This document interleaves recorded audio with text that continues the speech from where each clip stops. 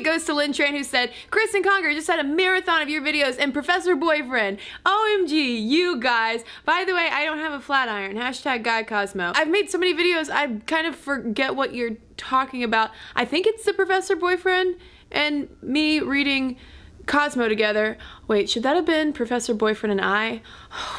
It's a lot of scrambled eggs up there sometimes.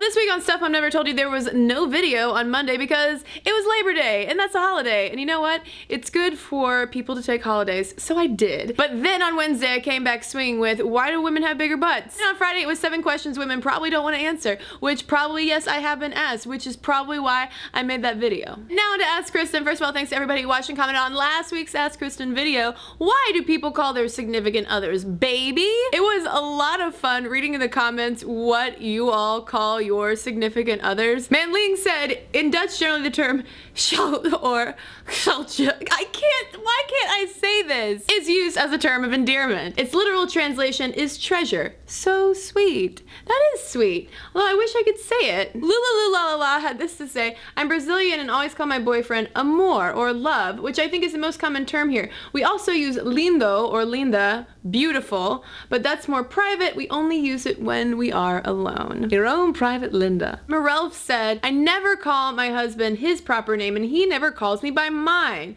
We also use baby, but usually we say it in Turkish, which is bebek or askim, which means my love. I'm feeling the love. And now to this week's Ask Kristen question, which comes from TwinkleLight09. Why are we judged based on how we sit? Why do we have to, quote unquote, sit like a lady? Now, this is actually something I touched on briefly in my video a while back, personal space, men versus women. Men's personal space bubbles tend to be larger than women's personal space bubbles because men tend to take up more space just by virtue of how they sit. The kind of posture that we associate with being stereotypically masculine, such as this, versus the more prim and proper or ladylike posture that we tend to associate more with being feminine, such as this. That more masculine tendency to take up more space in the way that you sit is referred to as expansive posture. And this was actually something that was noted in the book Sex Differences, summarizing more than a century of scientific research. Expansive posture was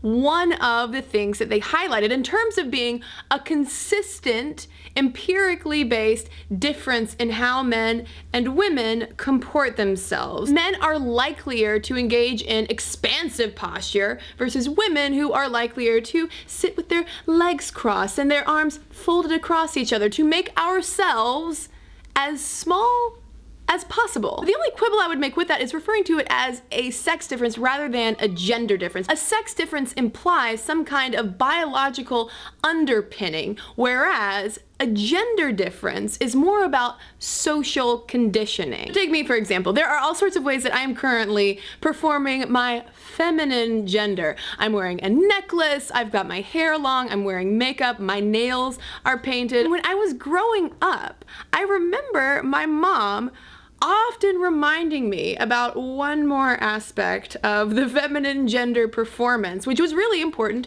to her. She did this to my sisters as well. She would come up behind us and run her thumb up our spines in order to get us to stand up straight, shoulders back, stomach in, and if we were sitting down, ankles crossed. And why? In order to look like ladies. This whole sitting like a lady thing actually has an impact on guys as well. There were no instances, at least in one study that I was looking at, of men sitting with their legs tightly closed, one on top of the other. To me, guys are possibly even more outwardly penalized if they violate those rules of public posture and gender, and that's rules in quotes, versus women who might actually have a little bit more leeway to sit how they want. Unless, and this is a big unless, she's wearing a skirt, which I have a feeling has a lot to do with the whole origin of this ladylike posture. The fact that women wore skirts and dresses, and as those hemlines rose, if you weren't crossing your legs, passersby could possibly see up your skirt